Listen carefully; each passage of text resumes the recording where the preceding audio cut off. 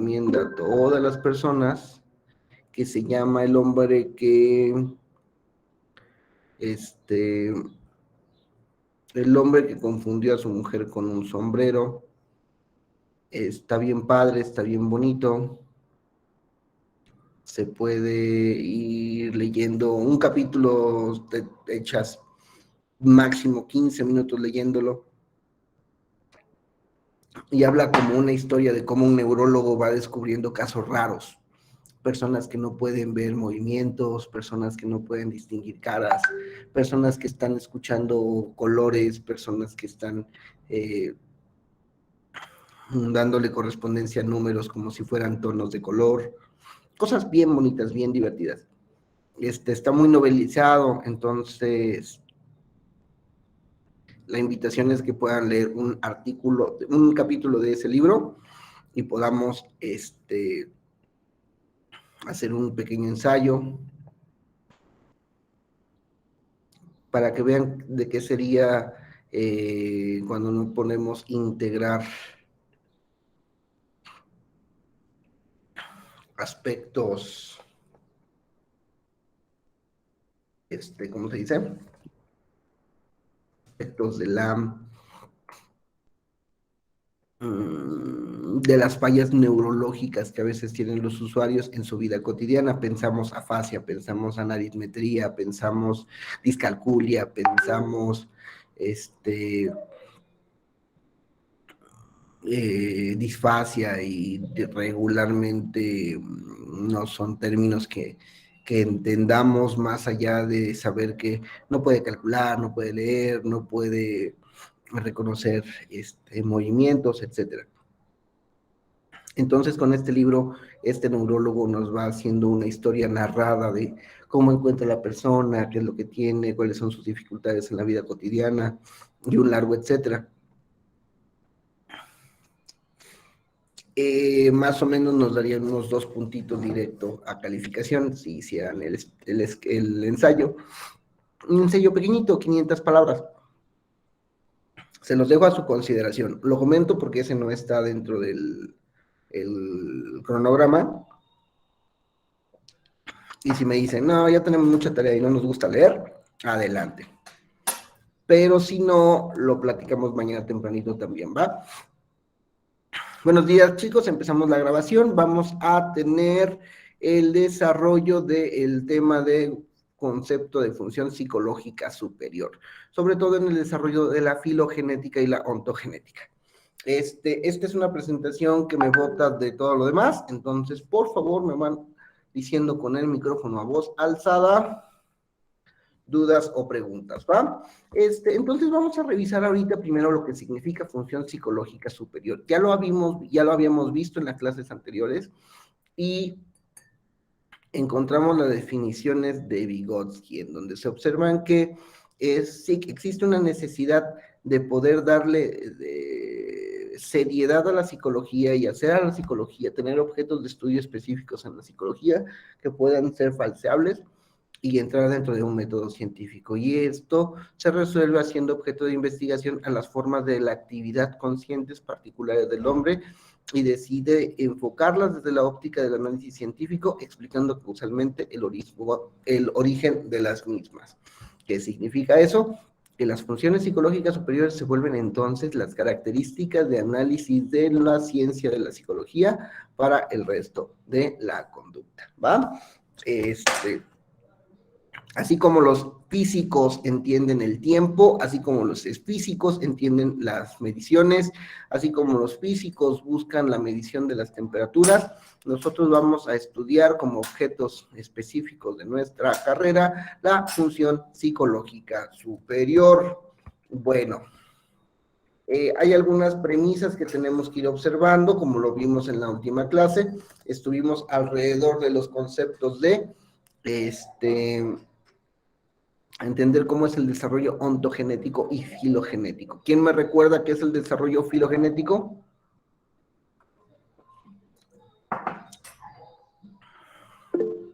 Maricristi.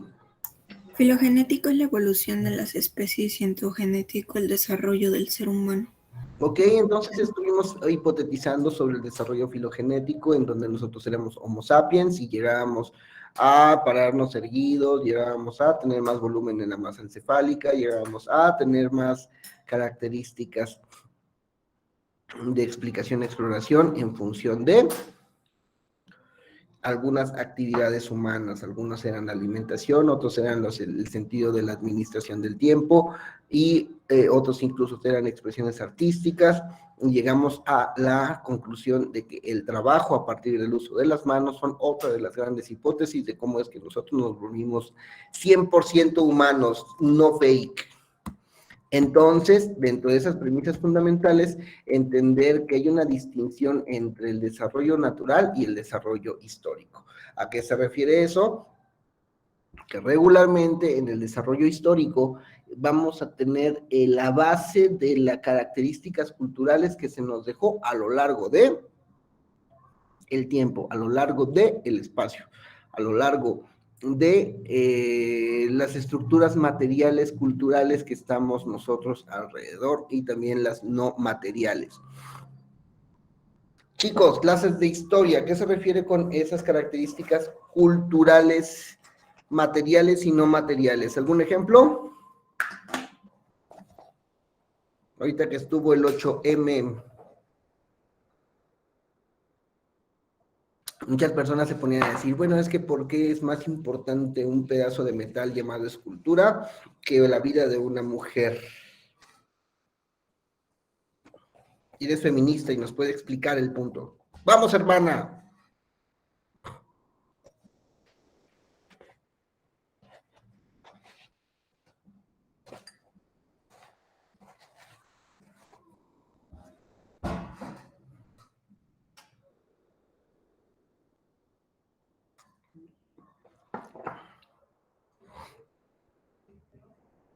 Bueno, alguien, por favor. De lo del 8M, prof. Ajá. ¿De qué le explico? ¿Por qué ir a rayonear un montón de fierros? ¿Y por qué indignarnos? Porque eso es muy importante para las personas, antes que la vida de un ser humano. Bueno,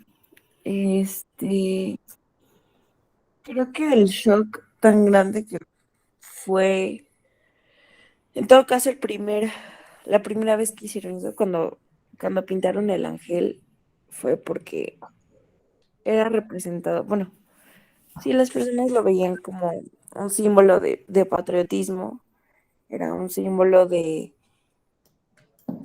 pues, de independencia, justamente, era un símbolo de ya no volveremos a ser esclavos ante otra nación. Pero en realidad, pues, o sea, ¿qué tanto ha cambiado si seguimos teniendo a lo mejor los mismos patrones en diferentes situaciones? Y de hecho, Sí. Ah, perdón. porque eso tiene razón, el tener esa iconoclasia hace que tengamos ópticas de eh, viejas costumbres o de tradiciones machistas que a veces van a estar representados con diferenciadores entre las mujeres, tener una iconoclasia de una mujer que representa la libertad cuando las mujeres no son libres es algo amoral, ¿saben? Pero vayámonos más al fondo. ¿Qué representa esa iconoclasia? Porque es que nosotros nos movemos a partir de la necesidad de representar con un objeto una idea o una ideología. René. Bueno, no puedo hablar de feminismo por obvias razones. Yo también, por eso pido la Entonces, palabra, pero vamos a hablar en general, como este tipo de fenómenos. Generalmente se busca, pues, hacer ruido, o sea, generar algo como para un cambio más, generalmente político. Y pues, creo que afecta, o sea, la parte como de, ay, no, mi pared. Este, pues es como que te están obligando a salir de tu zona de confort, como, no sé, miembro del patriarcado y persona horrible. Entonces, pues creo que eso desata, pues como querer defender tus monumentos, porque de cierta forma es como lo que te representa a ti como persona que vive ahí. Y generalmente no te importan porque no está amenazado. Pero cuando empiezan a amenazar eso, es como decir, ay, quieren cambiar mi estilo de vida y yo estoy muy cómodo aquí, a pesar de que tal vez no estés cómodo realmente. Y pues por eso es que ocurren cosas.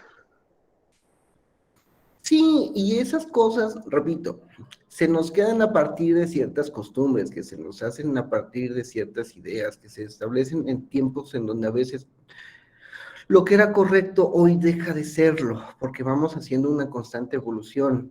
No porque mi abuelo fuera conocido de Emiliano Zapata, tuviera tantas mujeres y usara bigote grandote, que yo tenga que precisamente replicar los mismos aspectos comportamentales. Y de eso se trata más o menos esta primera premisa. El desarrollo natural no es igual al desarrollo histórico del comportamiento. El desarrollo histórico está permeado por las cosas que se vivieron y las cosas que se vivirán en un futuro. Y el desarrollo natural es muchas veces un desarrollo visceral, un desarrollo específico de una conducta humana animal. René. Bueno, justamente a mí me gusta mucho la historia y siempre es como un punto que se repite mucho, que no se puede juzgar desde una perspectiva moderna. Tienes que hablar desde esa perspectiva en ese contexto, porque si no, pues todo va a estar horrible. Y dentro de esa óptica de diferenciación entre uno y otro momento, lo interesante no es necesariamente tener claro la diferenciación, sino saber para estas premisas que nosotros como seres humanos hemos desarrollado este comportamiento histórico, que no es el mismo al del comportamiento filogenético. Sí, pero tampoco es el mismo el comportamiento ontogenético. O sea, porque en la ontogénesis, claro que va a haber un momento en donde yo de los 0 a los 4 años tenga balbuceos y pueda empezar a hablar. Claro que va a haber momentos en donde yo pueda empezar mi desarrollo motor y voy a empezar a gatear y después voy a empezar a caminar y después voy a empezar a correr. Claro, eso es como un comportamiento natural, una conducta, pero llámese todo lo demás que se va desarrollando, habilidades, lenguaje, desarrollo de esquemas mentales, es a partir del desarrollo del contacto con el otro, a partir del encomio que se da con padres, que se da con madres, que se da con abuelos, con otros seres alrededor. ¿Por qué? Precisamente porque son estos humanos los que están al pendiente de nuestro desarrollo ontogenético y se nos inculcan esos valores que están detrás de el acompañamiento. Nosotros podríamos sobrevivir como cachorros de la especie si no tuviéramos un adulto cerca. No. En algunos casos sí, pero la gran mayoría no. Y que tengamos alguien que podemos decir mamá y alguien que podemos decir papá, No.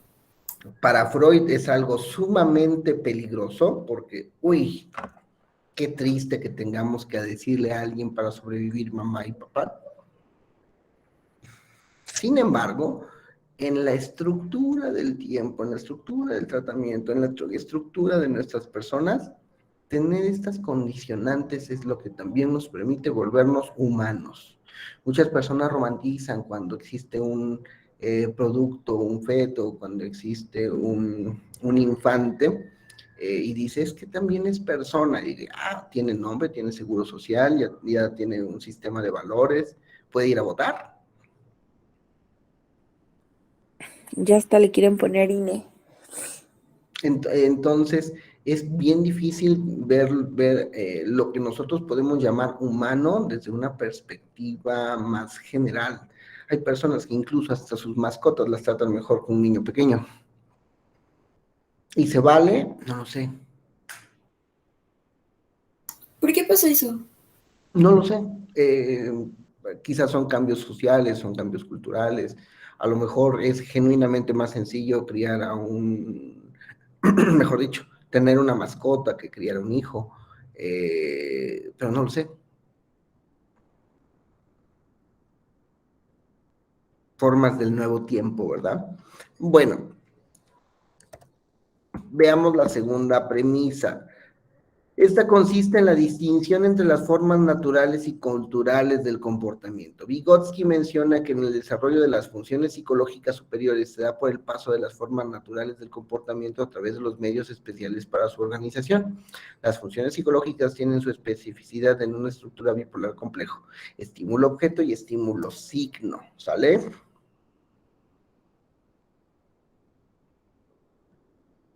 ¿Se acuerdan del ejercicio que les había planteado sobre cómo cambiaría el mundo si tuviéramos cola? Sí, ¿Quién lo recuerda para la clase? yo.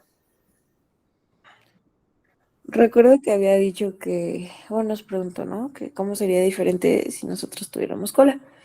Y pues determinamos que cambiaría, este, ay, las sillas, la ropa, nuestra manera de caminar, incluso nuestra manera de bailar, no sé, tal vez algunas costumbres que tuviéramos, o sea, bueno, caminar también cambiaría, este, incluso el transporte, porque en algún caso, imagínense que nos pudiéramos transportar, pues columpiándonos a los árboles, todo eso. Bueno, si nos pudiéramos transportar columpiándonos de los árboles, a lo mejor habría más árboles, ¿verdad? Y no tantas carreteras. Pero creo que el uso de automóvil sí hubiera estado muy presente en las necesidades de nuestra civilización. No, nos cobrarían para podernos meter entre los árboles. Habría una caseta entre los árboles para que pasara. Con diferenciadores de precio entre si tenemos tenis o no. Bueno, ¿a qué me refiero? Dentro de estas premisas, hay que entender que hay unas formas que no son naturales, sino son más de tipo comportamental, pero entender por qué es que se surgen estas características comportamentales específicas. O sea, en el momento en el que cambiara el mundo, si es que nosotros tuviéramos este apéndice llamado cola, nos da una idea de cómo cambiaría, o mejor dicho, por qué es que está configurado el mundo en función de algunos apéndices que nosotros tenemos.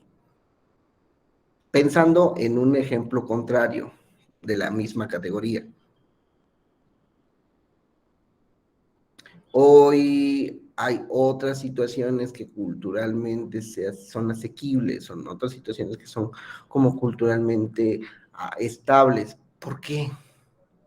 Porque es que apreciamos la belleza estética femenina, porque es que apreciamos las figuras curvilíneas, porque es que estamos alrededor de aspectos como fuerza o como determinación. Nótese que en el 800 eh, la estética femenina era más apreciada de aquellas que tenían muchos kilos, a diferencia que hoy la estética femenina es apreciada por aquellas que no tienen tantos kilos. ¿Me explico? Y esos cambios se vuelven cambios de lo cultural, en una estimulación compleja entre lo que es y el objeto y lo que es y lo que representa. Hablemos de la relación con nuestra madre. Al principio, ¿de qué forma es esta estimulación que viene por esa señora que de repente me está diciendo hijo y que diga insistentemente mamá, mamá, mamá, mamá? Aunque lo más fácil para mí es decir papá. No porque quiera más a ese señor que se dice papá, sino porque mi lengua y mi aparato fonoarticulador es más sencillo decir pa, porque solo tengo que expulsar un sonido, para decir en donde lo tengo que meterlo. Por eso es que muchas mamás siempre se frustran y dicen, es que la primera palabra del niño fue papá y es que yo estoy todo el tiempo con él y no me quiere. Señores neurológicos, claro que se dice mejor papá que mamá. Escuche sus labios como los pone. El niño no sabe dónde poner los labios. Bueno, ¿cómo se va dando esta estimulación, este reflejo, esta forma de entender estímulo, objeto, objeto, es signo? Por ejemplo, en el amamantar. No lo hagamos tan complicado. Yo estoy casi todo el tiempo enfrente de un rostro, que es ese rostro casi el mismo rostro, a veces tiene el cabello largo, a veces tiene el cabello corto, pero es técnicamente la misma persona. Eso es la estimulación. ¿Y quién se vuelve esa persona? ¿Mamá? El objeto, la constante. Ok. Después me doy cuenta, después de mucho tiempo, en donde este objeto me estimula a mí, que yo tengo una respuesta, y esa estimulación se le va a atribuir un signo. Entonces va a haber un momento en donde la estimulación de ese objeto a mí no me va a representar un objeto, me va a representar un signo.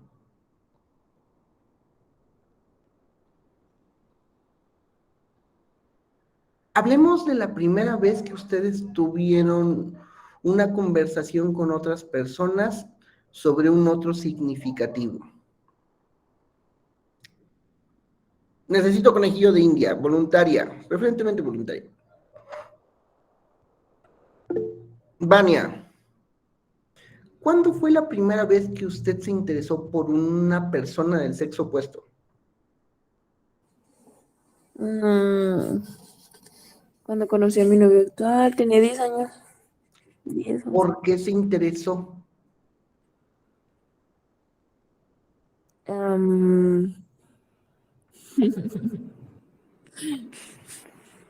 porque me acuerdo que estábamos en un curso de verano y lo vi y dije, ay, está guapo y jugaba muy bien fútbol. ¿Cómo?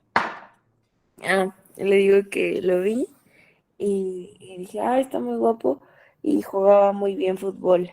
Ok, Vania, ¿cómo supo que alguien es guapo o no? Ay, no sé, eso sí está raro.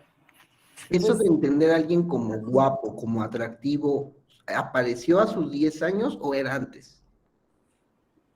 no, ay, no, pues es que, o sea, conscientemente como a mis 10 años. Ok, ¿y cuándo fue lo inconsciente? Inconsciente, ay, no sé, como a los 7, Vale, 8. vamos con usted, vale. Lo que nos está expresando Vania es un punto interesante dentro del planteamiento de estas premisas. Uno, hay algo en mí que se desarrolla, que se despierta, que empieza. ¿Eso es conducta? Natural. En el desarrollo ontogenético de mi persona va a haber un momento, un hito, en donde algo en mí va a decir, ay, mira esa persona. Independiente que sea hombre o mujer, ¿sale? ¿Y qué va a decir esa cosa de mí? Ay, mira esto. Ay, ay, ¿no? Y ni siquiera sé cómo está, solo está. Una estimulación de estímulo-objeto. Y no es hasta que lo platico con otras niñas, no es hasta que lo platico con mi mamá, no es hasta que lo pregunto con alguna persona alrededor mío, en donde digo, ay, mira, los valores estéticos de ese ser humano representan agradabilidad para mí. Aguas, si de repente, ay, pero ese está bien naco, ay, pero ese está bien menso, ay, pero ese está bien feo, ay, pero ese está bien pobre, ay, pero ese está bien narigón, ay, pero ese está, ¿me explico?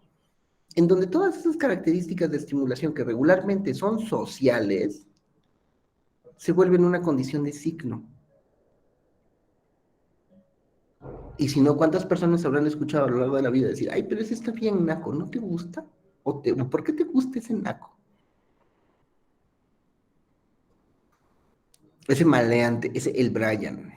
O sea, La relación inicia, es una estimulación objetal, pero ese objeto después se vuelve un signo, se vuelve una situación de preferencia entre una circunstancia u otra, entre una situación u otra. Pero esa agradabilidad, ¿dónde nace? ¿Nace en uno como un desarrollo de conducta natural o nace de manera social?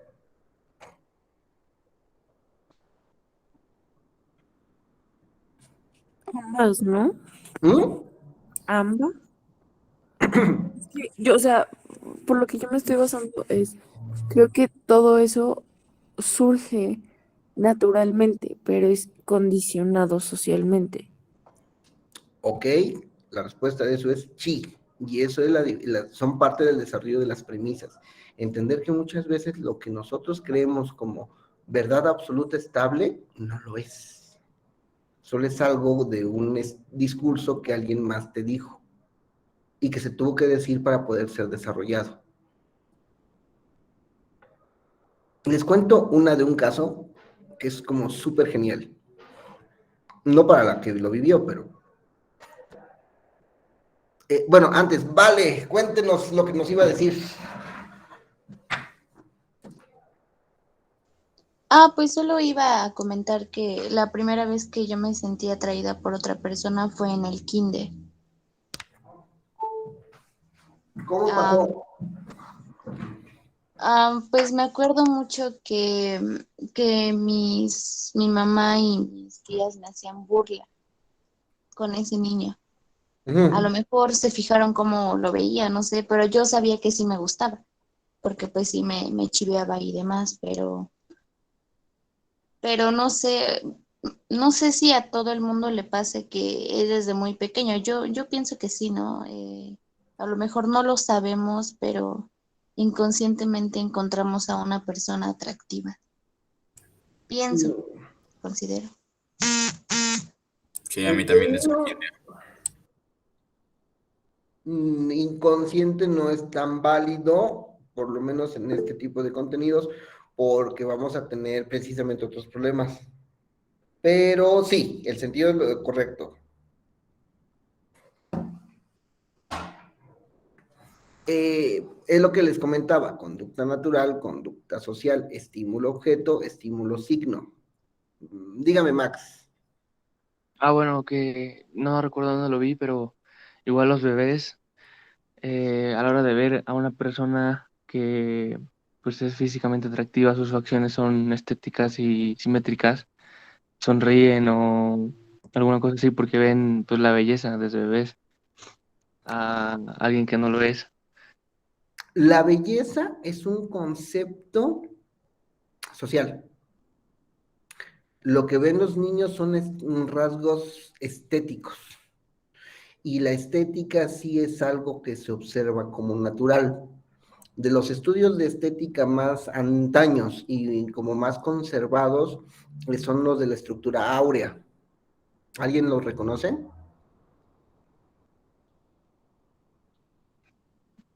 Sí, Hay formas en la naturaleza en donde nos quedamos prendidos. Y regularmente esas formas, esos paisajes, esos encuadres, esas fotografías responden a estructuras áreas en donde esas son exponenciales, casi como si observáramos el espiral en algo. Eh, entonces, se observa que los niños pueden ver rasgos que se caracterizan como estéticos, entre ellos ojos grandes, entre ellos pómulos, narices afiladas. ¿Por qué? Porque esas son características muy cercanas a las que nosotros traemos de pequeños. Porque pues, nuestras caras son medio deformes cuando somos bebés. Y se nos van deformando más conforme nos hacemos ancianos. Pero bueno, ¿me explicó? Sí, Entonces, sí, sí, sí, sí. vamos a estar alrededor de cosas que son estímulos naturales y vamos a estar alrededor de cosas que nosotros les atribuimos ciertas situaciones, ciertas bondades, ciertas características. Es lo curioso, no, porque a veces nos vamos con la idea de que simplemente vamos a estar buscando lo racional y no es cierto. Lo racional es algo difícil de encontrar en el día a día, todo es aprendido. Y aprendido no como algo que en el contenido está, sino en la respuesta existe.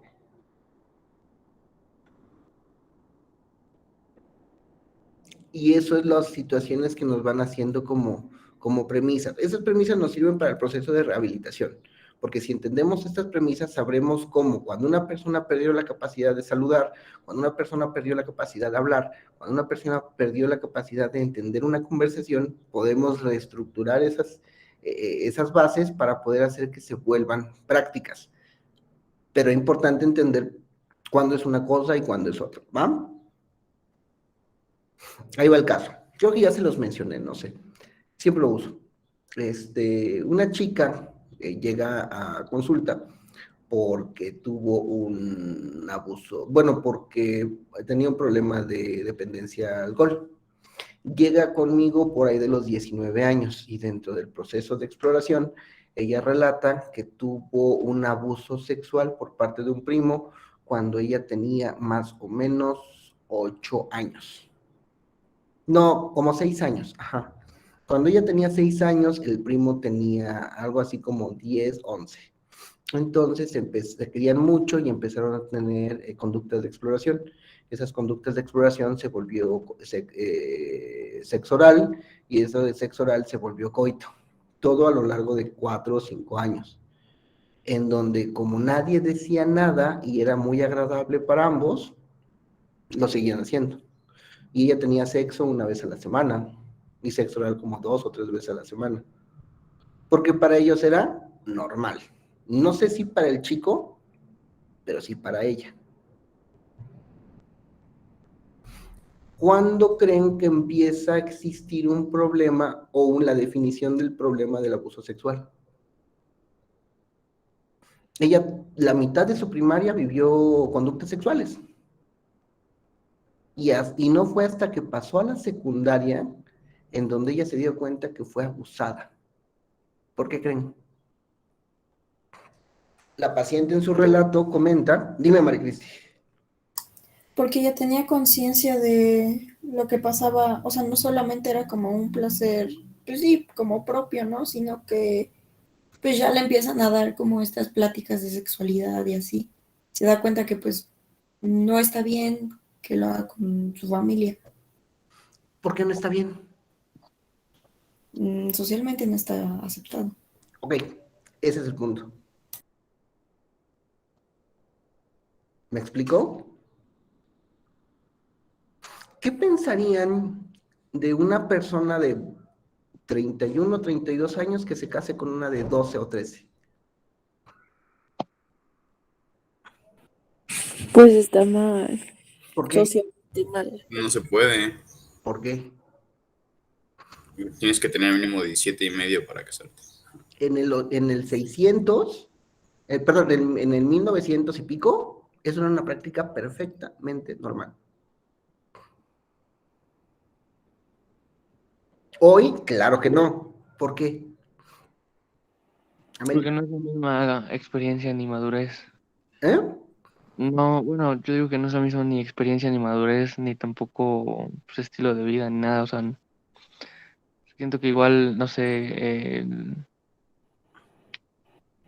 igual, no sé, su madurez en su cerebro y siento que no.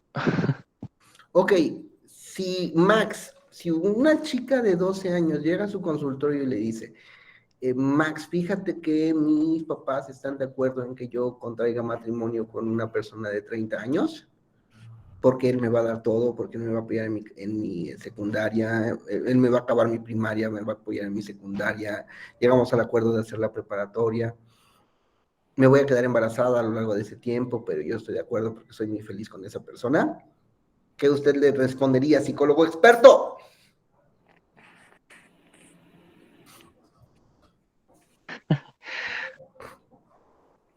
Pues no sé, la verdad. O sea, todo lo que dijeron ustedes es cierto. Socialmente no es aceptado, pero antes lo era. ¿Por qué? Porque éramos una sociedad machista. Sí, pero la relación estímulo-objeto y estímulo-signo va cambiando alrededor de los espacios de distribución temporales. O sea, es parte de lo común, o era parte de lo común, y qué bueno que hoy no lo sea, porque nuestros valores como sociedad cambian. La relación estímulo-signo cambia, no es otra cosa.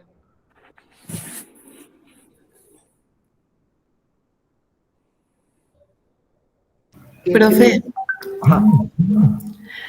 de hecho, es que yo vi, luego en cosas que me salen, en internet, igual en Facebook, en las redes sociales, salía, exactamente de estas personas mayores que querían contraer o tener relaciones con menores de edad. Y hasta habían sacado ya una bandera que era como que tipo colores pastel. Y me llamó mucho la atención. Ah, sí, no, pero eso es un delito. O sea, Perdón. independiente de cualquier cosa, eso es un delito el día de hoy. Lo comento de la forma con Max porque aquí lo característico es de que los papás estaban de acuerdo, ¿no? Pero sí, no, hay ahorita un movimiento en donde se quiere romantizar la pedofilia. O sea, no.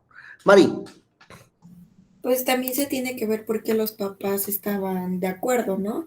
Si, por ejemplo, esta persona, este adulto tiene como una solvencia económica que puede ofrecerle a la familia de la, pues sí, de la niña, ujú, este, pues lo van, ay, es que también, qué poca, ¿no? Que tus papás te puedan, pues así, vender. Sigue pasando, pero pues sí, no entiendo. les acabo de comentar el caso y ahorita vamos con las opiniones, ¿va? Porque creo que ya por fin le estamos logrando llegar a ese punto en donde el estímulo objeto no es lo mismo que el estímulo signo. Entra a la secundaria, deja de ver a sus anteriores amigas de la primaria y en la secundaria, ¿cuáles son las primeras pláticas que se van teniendo como chicas? Ay, ese muchacho está guapo, ay, cómo vas a perder la virginidad, ay, ya tuviste un faje, ay, alguien ya metió la mano en tu blusa, ay, hasta dónde permitas los fajes, etcétera, etcétera, etcétera, ¿no? Y dentro de esas pláticas, la paciente escucha el concepto de virginidad. Y dentro del concepto de la virginidad, las chicas, ¿qué comentarios creen que le empiezan a decir? No decirle a ellas, sino decirse entre sí mismas.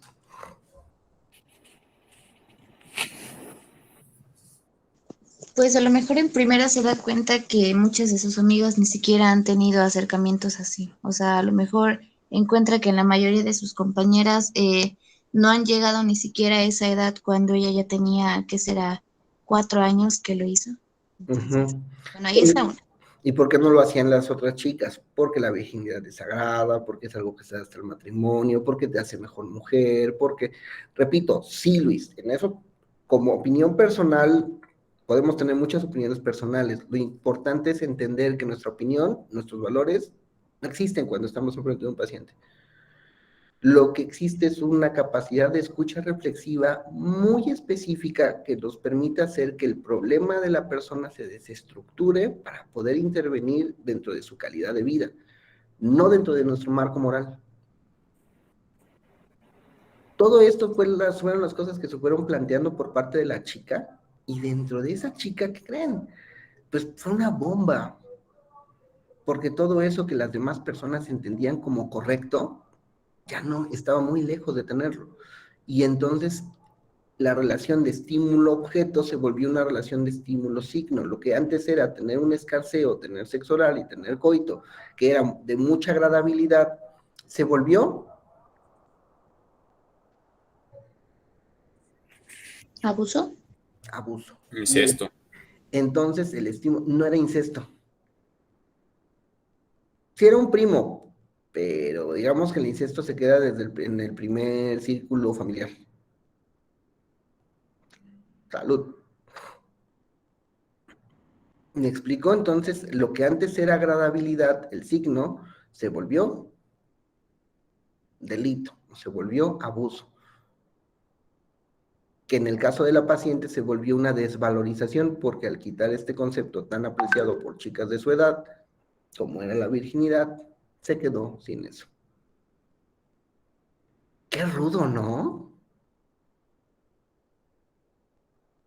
Y lo comento que es algo rudo porque es algo que pasó durante 4 años, sin ninguna queja, sin ningún problema, sin ningún reproche. Para ella el coito era tan normal y común como comerse un helado o como sonarse la nariz. Luis. Pero se podría decir que eso es parte culpa de los padres, ¿no? En ningún momento haber ni siquiera indagado. Bueno, o sea, estamos hablando de una crianza negligente, al punto en el que ella se volvió alcohólica, sí. Pero el problema no es ese en este caso. El problema es entender cómo es que algo que se da socialmente se puede ver como agradable o desagradable, como bueno o como malo. ¿Quieren ver ejemplos un poco más amplios? ¿Por qué personas judías se volvieron el blanco de todo un país? Imagínense que en este momento, por el simple hecho de tener un tipo de piel, o por el simple hecho de pertenecer a un tipo de grupo, las demás personas te quitaran tus pertenencias y te llevaran a campos de concentración, en donde te quitaran y vulneraran todos tus derechos. Valeria. Ay, perdón, profe, yo le iba a preguntar sobre el caso de la niña, no me acuerdo qué palabra dijo, pero le iba a preguntar por qué, o sea, los padres sabían, o sea, toda la familia era consciente cuando dijo que, No, ay, no me acuerdo qué había dicho, o nada más sabían entre ellos dos. nadie sabía, ellos eran los únicos conocedores de sus conductas. Ah, La ok. familia entendía ese momento como algo que, es que se quieren mucho y pues se duermen viendo la televisión. Los papás están trabajando, entonces pues se queda con el primo que vive a un lado, y pues todo feliz. Porque tampoco había tanta malicia dentro de esa situación, ¿saben?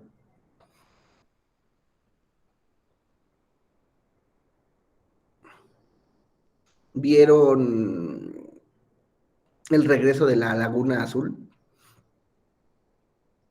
Es una historia de 2 niños que sin sin crianza adulta, bueno, no, tuvieron una crianza adulta hasta cierto punto, pero la adolescencia la pasaron solos y tuvieron a bien procrear, o sea, ¿por qué? Porque esa es conducta natural. Pongan a un hombre y a una mujer en una habitación durante mucho tiempo y se enamorarán. Es normal que se enamoren. Luis Ángel, Profe, o sea, esta chica de lo que nos cuenta, lo que sintió fue como culpa y remordimiento generado por qué. por lo que la sociedad critica tanto, el darse cuenta que estuvo mal, ¿no? Exacto, pero no fue hasta que se confrontó entre la relación del estímulo-signo, que es que el acto sexual a determinada edad no es adecuado. En donde, ¡ay! Oiga, profe, y si no hubiera sentido nada al enterarse, habla de un problema en ella. No lo sé, o sea, pero creería que toda esa carga cultural es muy fuerte. Por ejemplo, no levanten la mano aquellas personas que por algún ataque de ira, de enojo, de coraje, de rabia, han golpeado una pared. Estoy hablando de hombres. Yo ya tenemos muchos casos de chicas. Hombres, ha golpeado una pared o ha puesto a darse puñetazos en algún lugar. No levanten la mano. ¿Sabían que eso es un rasgo de falta en el control de impulsos? Que te puede acercar muchísimo a entender de un hombre violento. No levante la mano quien alguna vez lo hizo. Y entonces dices, ¡ay! Como lo hice o no lo hice. ¡Oh! Oiga, profe, ¿qué pasa si una mujer lo hace? Repito, es un rasgo, ¿sale? Es, más que nada es como estoy utilizando estas cosas para llegar al punto. El punto es que te digan que hiciste algo toda tu vida y que te digan que eso era inadecuado, lo puedes tomar ahorita desde, ok, o ching, entonces yo soy un psicópata, sociópata, manipulador, hermano del Joker, que va a poder hacer una revolución porque nos gusta el caos, ¿no? Ya no, o sea, pero sí. O sea, en este caso era levantar la mano si no lo hiciste, ¿no? Hipotéticamente. O sea, nadie responda, pues. Ok. Porque no queremos quemar gente. Sería como levante la mano quien ya perdió la virginidad. Nadie responda, por favor. Ok. Más o menos.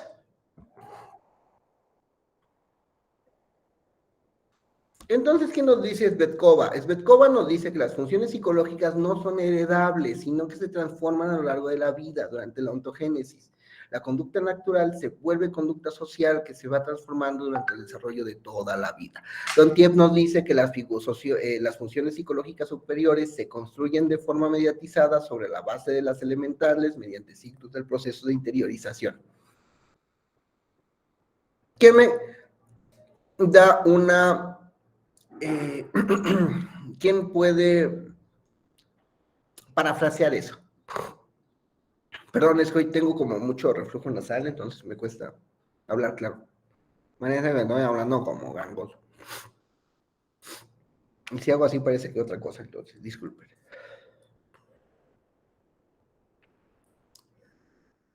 Parafraseen. Las funciones psicológicas superiores se constituyen de forma mediatizada sobre la base de las elementales mediante los signos de los procesos de interiorización. Maricristi. No sé si esté bien, pero bueno, lo que ya entendí es que las funciones superiores psicológicas, no se cambian como mm, de la noche a la mañana, sino como que se va poco a poco durante el desarrollo del humano. Sí. Ahí va. Nos dice Maricristi, ¿sabes qué? Una función psicológica superior puede ser entonces esa que nace, que está, pero que yo la voy a ir modificando a lo largo de el desarrollo de mi vida. Va. ¿Quién puede decirme todos los estados y las capitales de la República Mexicana? En orden alfabético, por favor.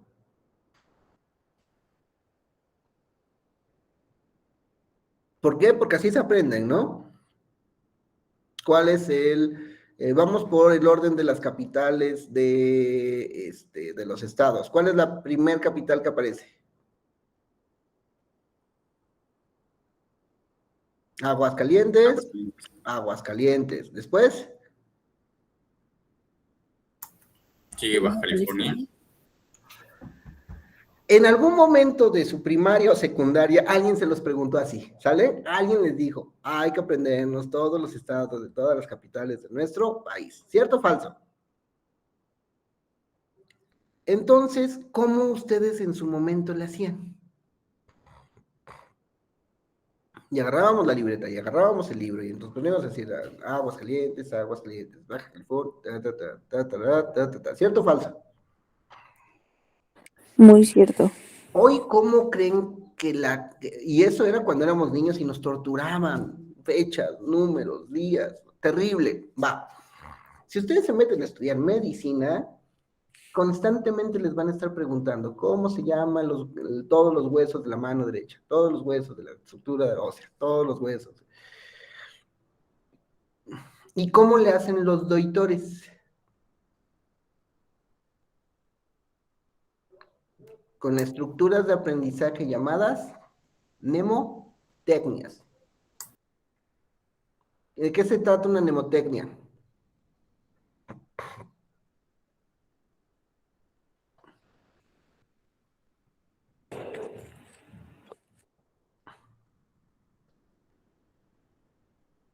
Asociar un concepto con otros. Entonces dices, ay Mauricio, ¿dónde hay lógica en que te tienes que aprender, además de las 5 palabras, una sexta palabra para relacionar todas esas 5 palabras? O sea, estás aprendiendo más, no menos. Obvio.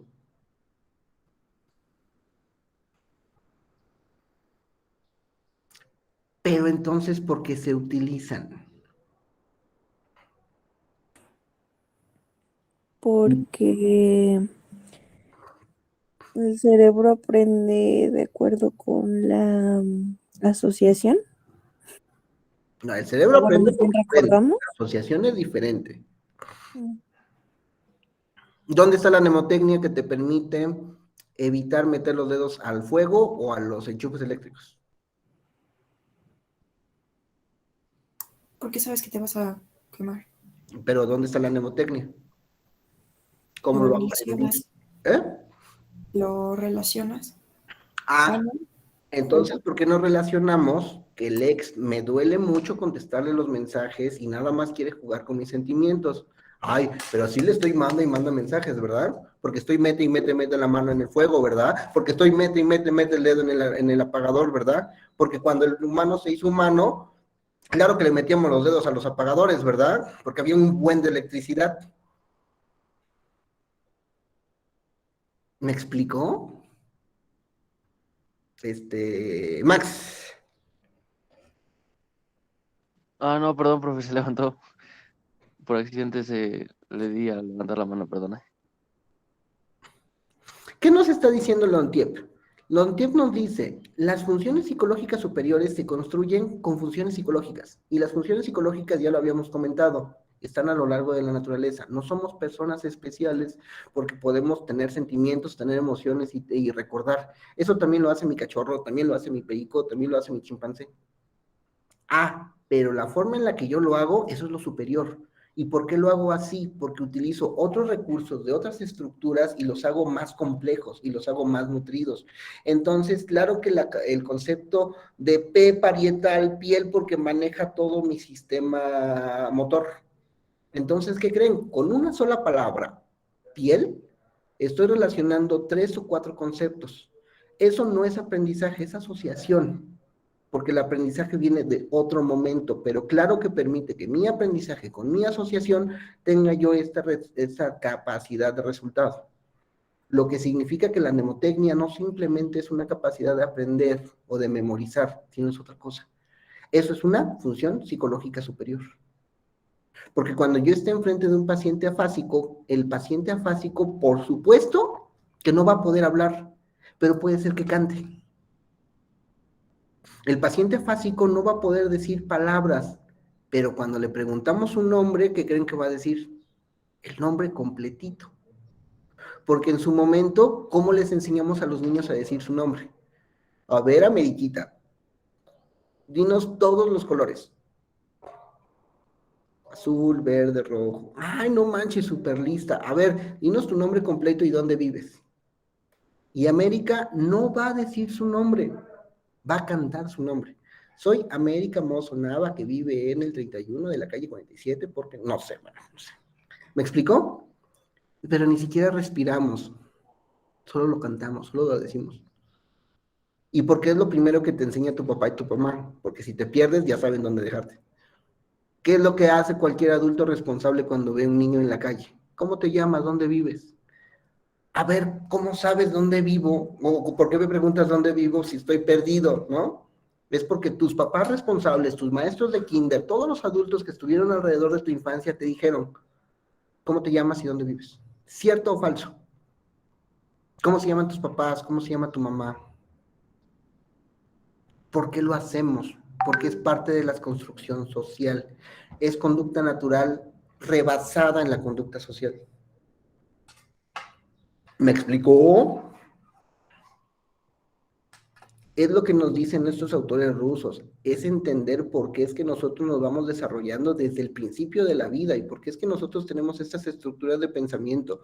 No simplemente de plop, se dieron, no, para nada. No solo se dieron, alguien nos los enseñó, lo aprendimos de un adulto, lo aprendimos de una persona alrededor. Tijomirov nos dice que las funciones psicológicas inferiores, que para mi gusto valdría la pena llamar como básicas, no las que usan tenis blancos, sino las normalitas, surgieron antes del desarrollo de la humanidad y son comunes al hombre y a los animales. En cambio, las funciones psicológicas superiores se manifestaron más tardíamente y constituyen un logro posterior de la experiencia, dominando los instrumentos a través del acto social. ¿Recuerdan cuando les comentaba entonces dónde está la conciencia? ¿Dentro del cuerpo o fuera del cuerpo? ¿Ustedes serían los humanos que son si hubieran tenido otros padres, si hubieran tenido otros amigos, si hubieran nacido en otros contextos? No. Les cuento una fabulosa. Una vez una amiga se casó con un árabe que se conoció en Canadá. Como en el departamento en donde vivían estas personas en Canadá era una casa, es un departamento de puras chicas y había un perro. En la religión del muchacho era tradicional o era normal que si querías salir con una mujer, tenías que ir a la casa de la persona y pedirle permiso al hombre de la casa. Para nosotros es como de, Pero entendamos, culturas de otro estado, culturas de otra geografía, culturas de otra religión. Entonces, ¿qué creen que hacía esta persona? Le pedía permiso al perro. ¡Wow! Ajá, wow. Justamente. ¿Me explico? ¿Cómo entendemos eso? Entendiendo que las funciones psicológicas superiores vienen de cosas bien básicas a partir de personas alrededor. Jan. O sea, primero iba a preguntar qué respondió el perro, pero obviamente no, pero ¿qué se interpretó que respondió? Ya nos dijo Vania. Wow. Okay. Estos actos sociales entonces se vuelven parte de la estructuración de la conciencia, según teorías rusas. ¿Sale? Todo esto es según teorías rusas. Entiéndase que esta carga teórica viene a partir de esquemas en donde se realizó un esquema socialista, o sea, todos somos todo y todos somos el uno. Estos esquemas permitieron que a los procesos de rehabilitación fueran mejor entendidos a partir de la organización cerebral, ¿vale? Nótese que la psicología, como está en pañales, todavía no tenemos un cuerpo teórico unificado. O sea, algunas personas dicen una cosa, algunas personas dicen otra. Y Vygotsky estaba interesado profundamente en la explicación de estas bases específicas iniciales desde el proceso del desarrollo ontogenético, porque quería explicarse por qué es que nosotros realizábamos todos estos procedimientos psíquicos con una base física, ¿sale? Entonces, como no encontró mucha lógica en encontrar el proceso psíquico a partir de la función psicológica física, la intentó encontrar en la sociedad a partir de cómo nosotros interiorizábamos las ideas que nos forman. Es un símil a, ¿se acuerdan la imagen de Descartes? En donde Descartes mismo decía que teníamos como una pequeña reproducción teatral de lo que veíamos en el cerebro. Vygotsky se hizo la pregunta, ¿cómo llegaron esas personas del teatro ahí?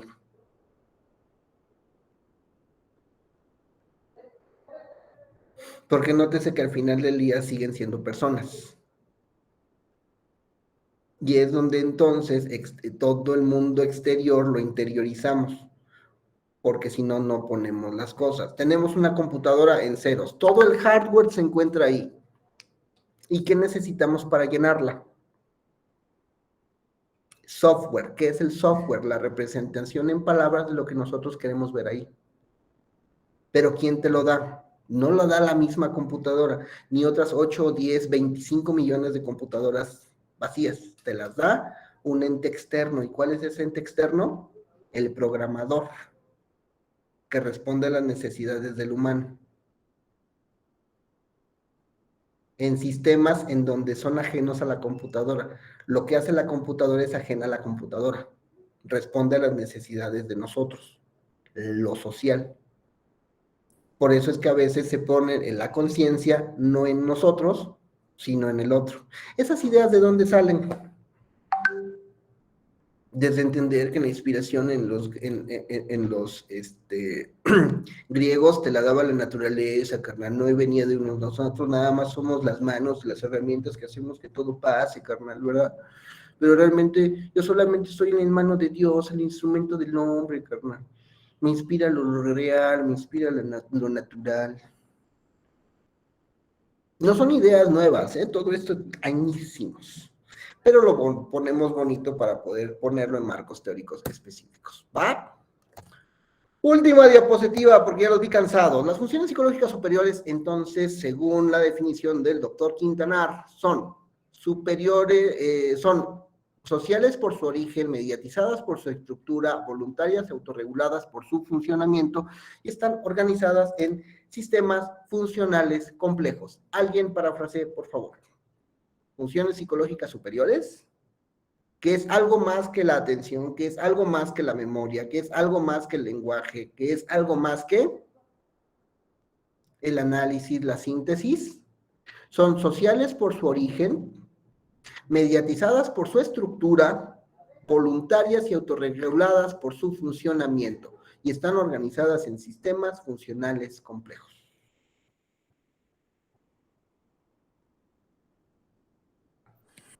Pues en pocas palabras sería como todo nuestro comportamiento y todas nuestras acciones, ¿no? No, comportamiento es todavía más elevado que la función psicológica superior. Ay, güey. La función psicológica superior, Vania, no va a ser aprenderte una lista de memoria, va a ser comprender los elementos de la lista de memoria y poder relacionarlos con otra cosa. Eso es una función psicológica superior. Ok. Y esa función psicológica superior son social por su origen. ¿Por qué? Porque en su momento un profesor, tu mamá, tu mejor amiga, la persona que está contigo, te dijo, préstale mucha atención a esta lista de palabras, te va a servir en el futuro.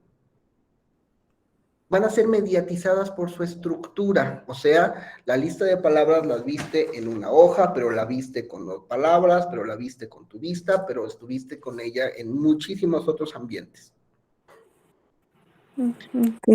Van a ser voluntarias, porque si a ti no te interesa grabarte la lista de palabras, a nadie le va a interesar. Y autorreguladas por su funcionamiento, o sea, la misma lista va a regular la estructura de contenerla, la estructura de idealizarla, la estructura de observarla o no. Y va a estar esta lista organizada en sistemas funcionales complejos, o sea, el primer elemento de la lista, que no es el último elemento de la lista, que no son elementos medianos centrales de la lista y que van a estar en relación a primordial o secundario. Pero que si no tuviera esos elementos, ni el mismo sistema va a decirte que lo tienes o que no lo tienes. Vania, ¿podría dar terapia hoy?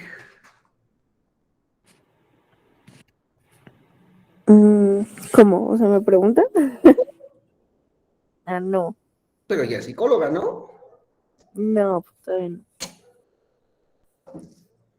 Pero, O pues, sea, todavía no tengo la formación. pero está estudiando psicología, ¿no? Sí, pero no estoy lista para dar terapia. ¿Me explicó? ¿Cómo sabe que no está lista de algo que no conoce? Justamente porque no lo conozco. Pero si conoce que no lo conoce, lo conoce. Bien ahí. El sistema se autorregula por su funcionamiento. El sistema es voluntario, el sistema está mediatizado. Son esas cosas que luego uno nos lo deja raro.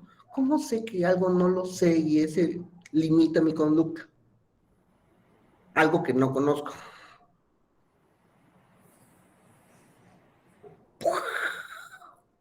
Adiós. Pero sé cómo me va a dejar así. ¿Qué le pasa? Ni modo. Oiga, profe.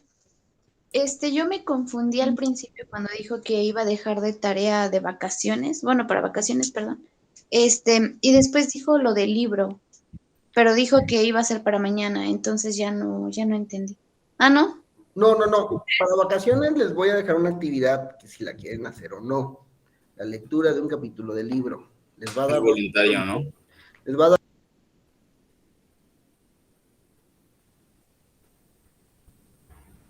Apagó su Tiene micrófono. apagado su micrófono.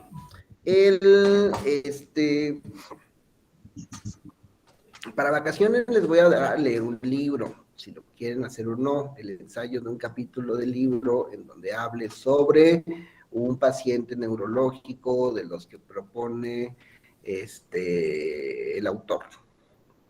un ensayo de 500 páginas en donde pueden platicar todo el chisme. Les haría muy bien porque permitirían entender lo que está detrás de una situación neurológica. Si lo quieren hacer, les va a dar 2 puntos directo al examen, y si no, súper. Ah, ok, bueno. Gracias, profe. Bye. Dios, profe, buen día. Chicos, que Hasta luego, profe. tienen cosas, mándenlas hoy, por favor, se lo encargo, Wendy, no quiero que le vaya mal.